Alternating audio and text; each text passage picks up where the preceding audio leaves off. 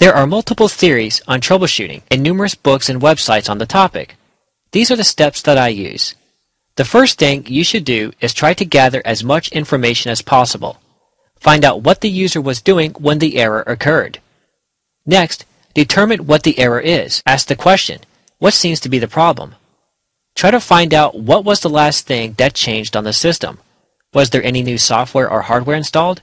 Did someone modify a configuration file? Next, research a solution to the problem.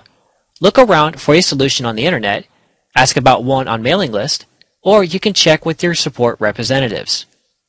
Next, test the solution that you have decided on. If it works, then make your change permanent and note the resolution and any necessary documentation. If your resolution did not solve the problem, then repeat the above steps. If the problem that you are encountering does not have an obvious fix, you should make sure to check your system's logs. The first log file you should review is the var log messages file. This will contain information on your services, such as an error message or notifications from other processes whenever a change occurs. The next log you should consult is the var log audit.log file. Use your SE Alert or AU Report utilities to parse this log, as these tools will often provide a fix for the issue, or at the very least, they will point you in the right direction for a resolution. Another log file that you should check is the var log secure file. In case you believe that another user has escalated their privileges and caused some damage to your system, you can look in this file and correlate the time that the user logged in as root to the time that the damage occurred to help determine what happened. And finally, if the issue pertains to a particular service such as a web or FTP server, look in the var log directory for the log files that pertain to these services. If your system is not operating at full performance, for example, graphical windows take a while to open up or web page requests take longer than usual to respond from your web server, check to see what processes are running on the system and how much CPU time they are taking up.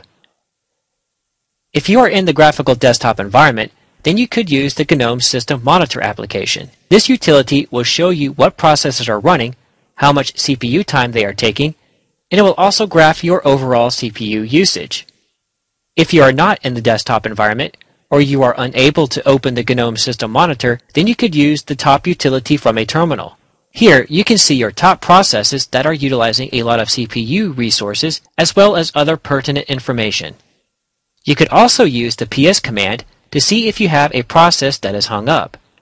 If you have a process that is taking up way too many resources, you could try and use the renice command to change its processor priority. If it doesn't look like a process's CPU usage is slowing your system down, check your disk space and memory usage. You may have an application that needs a certain amount of disk space to write temporary files, and there isn't enough room to store them. You could check to see how much space you have left on a particular file system with the df-h command. This command will output how much free space you have left over in human-readable format.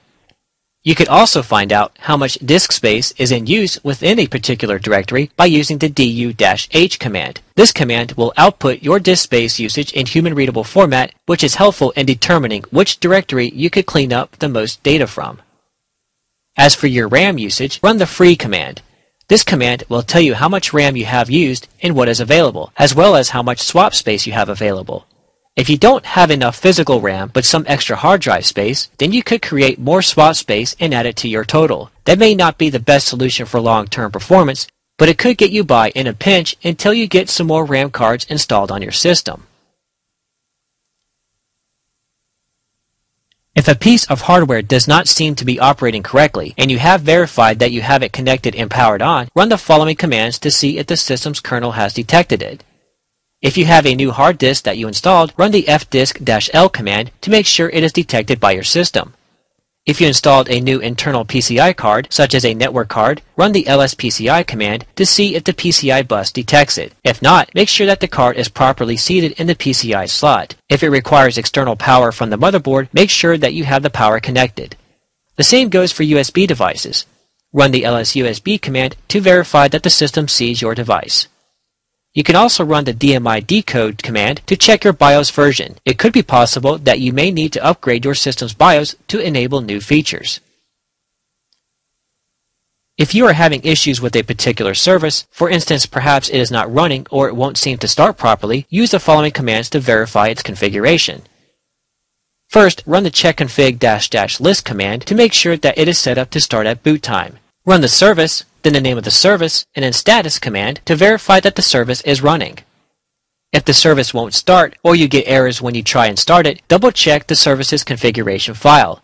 Make sure that you have everything configured properly and make sure any security context and permissions on the configuration file are set properly.